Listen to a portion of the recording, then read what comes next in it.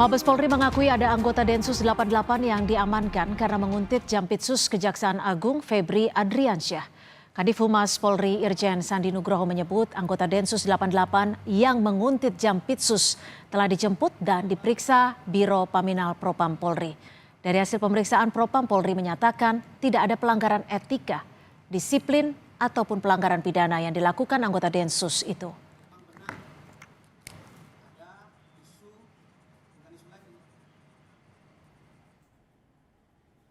Memang benar ada anggota yang diaman di sana dan identitasnya memang benar anggota tersebut dan sudah dijemput sama Paminal. Dan dari hasil pemeriksaan di Propam, seandainya ada permasalahan pasti akan disampaikan. Memang benar kalau anggota sudah diperiksa. Maka tadi hasil keterangan dari Pak Kadif Propam, seandainya misalnya anggota melanggar etika, anggota melanggar tindak pidana, anggota melanggar tindakan disiplin atau yang lainnya, berarti Pak Kadif Propam juga akan menyampaikan hal serupa. Jadi dari hasil pemeriksaannya disampaikan tidak ada masalah, maka sampai dengan hasil pemeriksaan itu selesai, kami mendapatkan informasi seperti itu. Kapus Penkum Kejaksaan Agung Ketut Sumedana membenarkan adanya anggota Densus 88 Polri yang menguntit Jampitsus Febri Adriansyah dan tertangkap basah oleh pengawal. Dari pemeriksaan ponsel diketahui ada pengambilan foto dan upaya profiling terhadap Jampitsus. Ketut bilang anggota Densus telah diserahkan ke Biro Paminal Propam Mabes Polri.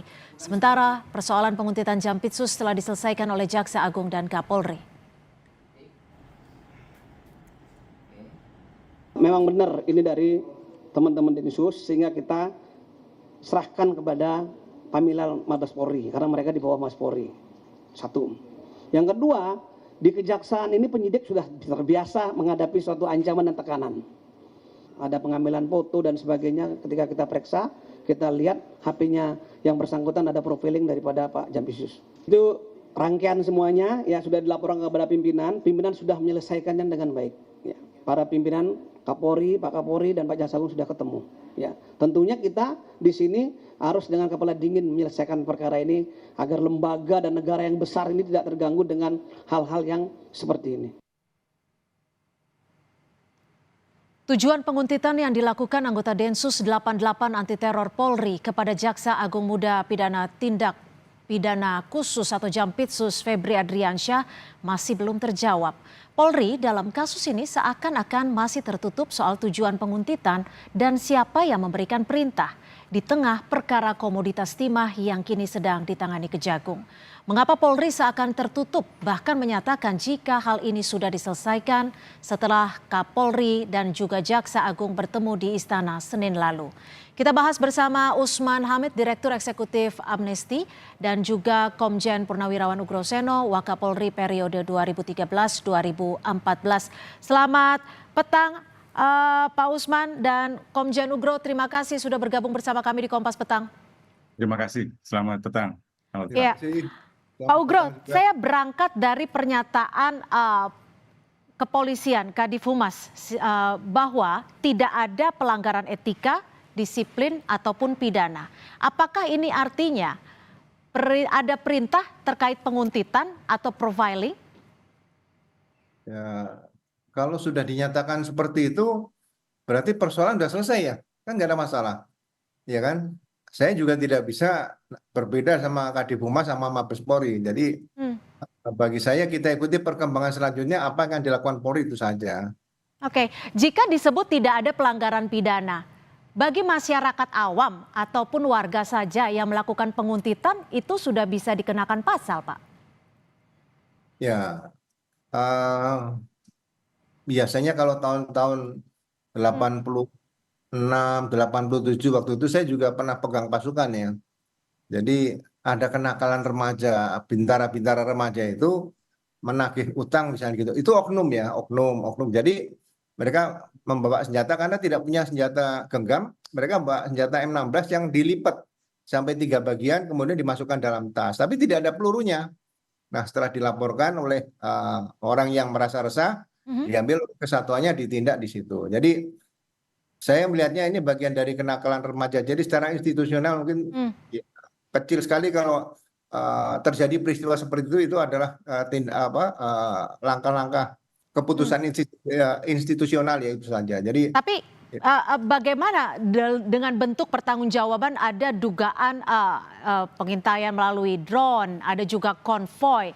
Apakah ini juga menjadi bagian dari dugaan intimidasi? ya, makanya sekarang Polri kan sejak reformasi punya Propam. Nah, nanti dari Propam yang akan menjelaskan bersama Kadifumas tadi sebetulnya apa yang terjadi. Saya juga tidak bisa menebak-nebak. Misalnya nebak A, nebak B, nebak C ini sulit karena hal-hal seperti ini mungkin bisa dilakukan oleh, menurut saya pribadi, ini perbuatan oknum-oknum yang ya masih coba-coba karena mungkin kenal dengan seseorang dan sebagainya. Itu saja sih. Oke, saya ke Pak Usman. Pak Usman, kalau Anda melihatnya seperti apa? Ada intai melalui drone, ada juga adanya konvoy, dan juga profiling di handphone dari pelaku ini. Apa yang Anda baca? Ya, pertama kepolisian itu kan lembaga sipil, lembaga penegak hukum yang tugasnya melindungi, mengayomi, dan melayani masyarakat. Tentu muncul pertanyaan dalam kasus antara Densus dan Jampitsus, ini dalam rangka tugas-tugas kepolisian yang seperti apa? Yang kedua, di dalam kepolisian ada detasemen khusus yang kita semua tahu dan juga ditetapkan di dalam undang-undang, tugas dan fungsi pokoknya itu untuk menangani atau menanggulangi tindak pidana terorisme. Nah, apakah tindakan penguntitan, tindakan pengerahan atau penggunaan aparat Densus di sekitar Kejaksaan Agung merupakan bagian dari penanggulangan tindak pidana terorisme? Itu memunculkan pertanyaan yang besar. Yang ketiga, saya kira apapun itu harus selalu bisa dipertanggungjawabkan. Dengan kata lain, tugas kepolisian itu harus selalu berdasarkan pada hukum, prescribed by law. Dan yang kedua, harus benar-benar dibutuhkan. Apakah memang dibutuhkan untuk misalnya melakukan penguntitan semacam itu dalam rangka misalnya deteksi kejahatan atau penindakan kejahatan. Yang ketiga, dia harus proporsional. Kalau seandainya urusannya dengan Kejaksaan Agung, tentu saja tidak perlu ada pengerahan semacam itu sampai penggunaan drone dan seterusnya. Apalagi kalau kita lihat keterangan dari Kejaksaan Agung, jelas sekali ada nada dari Kejaksaan Agung bahwa mereka merasa diintimidasi gitu. Oke. Nah, kalau demikian halnya harus dipertanggungjawabkan. Pertanggungjawabannya itu tadi Pak Ugro meneguhkan pertanggungjawaban internal, sudah ada misalnya penetapan dari internal, tidak ada masalah dan sudah diselesaikan antar institusi seperti Kapolri dan Jaksa Agung. Pertanyaannya apakah cukup sampai di situ? Tentu kita kalau baca undang-undang, maka pertanggungjawaban tindakan kepolisian bukan hanya secara internal melalui mekanisme disiplin di dalam kepolisian atau di dalam institusinya sendiri, melainkan juga melalui institusi lain. Misalnya di dalam internal pemerintah, ada Menko Polhukam yang membawahi Komisi Kepolisian Nasional. Apa yang sudah dilakukan oleh Komisi Kepolisian Nasional? Tapi kalau Anda lihat Pak Usman, ini ada pelanggaran hukum tidak? Apakah ada aspek legalitas dari penguntitan ini? Pertama, kalau kita pakai ukuran legalitas, tentu memunculkan pertanyaan, apakah pengerahan Densus itu beralasan? Kalau Densus untuk menanggulangi terorisme, apakah ada tindak pidana terorisme di Kejaksaan Agung? Dari segitu saja, aspek legalitasnya kurang terpenuhi. Yang kedua, dari aspek necesitas, dari aspek keperluannya. Kalau memang ada masalah dengan Kejaksaan Agung, kenapa tidak diselesaikan antara Kapolri dan Jaksa Agung? Tidak mungkin detasemen khusus 88 dikerahkan begitu saja tanpa sepengetahuan dari Kapolri Jenderal Listio Prabowo misalnya gitu. Yang ketiga, kalau memang itu benar-benar harus ada penggerahan katakanlah personil, dia harus proporsional. Apa yang terlihat di dalam video dalam program ini jelas sekali itu tidak proporsional. Dan yang terakhir, tidak cukup di pertanggungjawaban hanya sebatas di lingkungan internal gitu. Tapi kalau tadi disebut bahwa ini tidak ada pelanggaran disiplin, pelanggaran pidana ataupun pelanggaran etika, apakah Anda melihatnya ini merupakan bagian dari perintah untuk melakukan mata-mata? Bisa jadi demikian. Bukan 1-2 kali kita menghadapi situasi di mana penyimpangan etika, pelanggaran prosedur atau pelanggaran hukum yang dilakukan oleh anggota kepolisian atau petinggi kepolisian misalnya ditutup-tutupi gitu. Baru setelah masyarakat mempersoalkannya, mendesak agar itu dibuka, baru kemudian dibuka. Jadi saya kira kita ingin ada peran khusus dari Kompolnas, Menko Polhukam, Komisi 3, dan juga lembaga lainnya yang saya kira relevan untuk bisa memeriksa sama-sama perkara ini, termasuk saya kira Komisi Kejaksaan. Jadi semakin banyak pihak yang mengevaluasi, memeriksa peristiwa ini, semakin akan kita tahu apakah kesimpulan internal kepolisian tersebut bisa dipertanggungjawabkan atau justru sebaliknya meragukan. Baik, Pak Ugro, kalau menurut Anda sendiri, perlukah Kapolri untuk memberikan statement dan juga penjelasan terkait hal ini? Ya, karena ini sudah menyangkut dua instansi, ya sebenarnya sudah cukup Pak Kapolri ya. Kalau misalnya ada masalah-masalah juga Pak Kapolri memberikan penjelasan. Jadi kalau ilmu berkaitan dengan intelijen dan sebagainya, saya dulu di narkotika pernah ya dinas. Jadi kalau undercover itu harus full undercover, jangan sampai ketahuan. Kalau sampai ketahuan berarti ilmunya kurang di situ. Jadi menurut saya ini bukan keputusan secara institusi berbuat seperti hal-hal yang dilakukan oleh anggota tadi. Ya seperti yang zaman-zaman saya ceritakan tadi, ini semacam kenakalan remaja seorang brigadir di situ lah, menurut saya lah ya. Tapi nanti kita serahkan kepada Humas sama Propam dan Pak Kapolri kira-kira seperti apa setelah dilakukan pemeriksaan atau mendengar keterangan dari pihak yang bersangkutan. Itu saja menurut saya. Oke, saya butuh penegasan. Jadi Anda menyebutnya ini, tadi Anda menyebutnya ini oknum. Tapi apakah ini ada dugaan institusi tertentu yang terkait karena dilihat dari ada instrumen yang digunakan? Instrumen memata-matai seperti drone dan juga konvoi dan lain sebagainya. Ya, saya ceritakan di awal tadi. Jadi saya pernah pegang pasukan cukup banyak, hampir 450 orang. Pasti ada yang nakal gitu loh. Nah, kenakalan ini kadang-kadang membawa nama kurang baik bagi institusi ya. Ya perlu diselidiki yang lebih dalam oleh internal security seperti Propam tadi. Apa sih motifnya? Apa yang dilakukan seperti anak-anak seperti ini untuk kebaikan ke depan ya demi institusi Polri yang kita cintai bersama, itu saja bagi saya. Pak Usman, jika memang betul ada oknum, ada yang nakal sehingga perlu dimata-matai ini, apakah perlu disanksi? Tentu saja, yang paling penting untuk diberikan sanksi adalah pihak yang menggerakkan. Saya kira tidak mungkin personil-personil di tingkat bawah bisa bergerak leluasa begitu saja, apalagi menyangkut instansi Kejaksaan Agung. Kejaksaan Agung itu otoritas hukum tertinggi. Gitu. Jadi Anda meyakini ada perintah di balik tindakan memata-matai ini, peristiwa ini?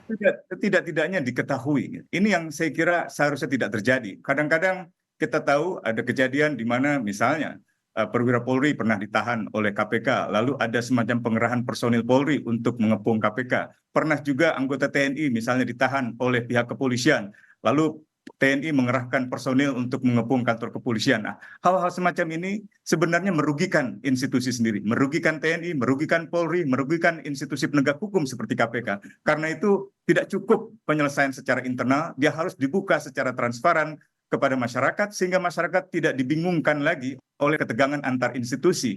Dan saya kira Menko Polhukam juga Presiden perlu mengambil peran karena Menko Polhukam lah yang membawai koordinasi antara Jaksa Agung dan Kapolri. Demikian, Mbak. Pak Usman, tapi menurut Anda apakah ada keterkaitan dengan peristiwa ini?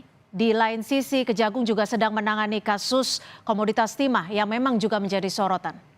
Apa yang tadi saya sebutkan dalam kasus konflik KPK dengan Polri, TNI dengan Polri, dan sekarang Polri dengan Kejaksaan Agung, selalu berhubungan dengan perkara-perkara yang ditangani oleh masing-masing institusi. Terkadang ada perebutan kewenangan, terkadang pula ada usaha untuk melindungi personil dari anggota institusi yang mengerahkan pasukan tersebut. Dalam hal ini, mungkin salah satu anggota Densus yang diperiksa oleh pihak Kejaksaan Agung itu menimbulkan kekhawatiran bagi Polri lalu mengerahkan katakanlah personil Densus untuk meminta Kejaksaan Agung agar membebaskannya. Sama halnya ketika personil Polri dikerahkan untuk KPK atau personil TNI dikerahkan untuk misalnya mendatangi kantor kepolisian. Hal-hal semacam ini tidak boleh terjadi. Bagaimanapun juga institusi Kejaksaan Agung, kepolisian, KPK, TNI seluruhnya harus diorientasikan untuk kepentingan negara, untuk kepentingan masyarakat. Bukan untuk kepentingan orang-orang yang terlibat di dalam pelanggaran hukum yang sedang ditangani oleh institusi manapun, oleh Polri, oleh KPK, atau oleh Kejaksaan Agung.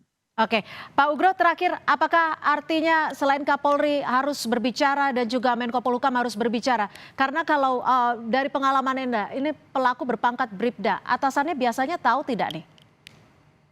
Ya, Bisa tahu bisa enggak ya, karena kadang saya katakan dari awal tadi mungkin kenakalan brigadir remaja, tapi saya pendapat dengan Mas Sosma tadi, ya ini selesaikan pimpinan-pimpinan institusi tadi termasuk Menko Polhukam, bicarakan apa yang terjadi kepada masyarakat. Jadi tidak banyak pendapat nanti yang menjadi bola liar seperti itu, karena memang tidak ada korban, tapi seperti ini kan harus bisa dijelaskan kepada publik apakah benar-benar ini hanya perbuatan iseng saja atau memang perbuatan institusi. Saya juga tidak bisa menebak-nebak ke arah situ, tapi harus dijelaskan secara tuntas ya bersama Jaksa Agung, Kapolri sama Menko Polhukam, itu saja.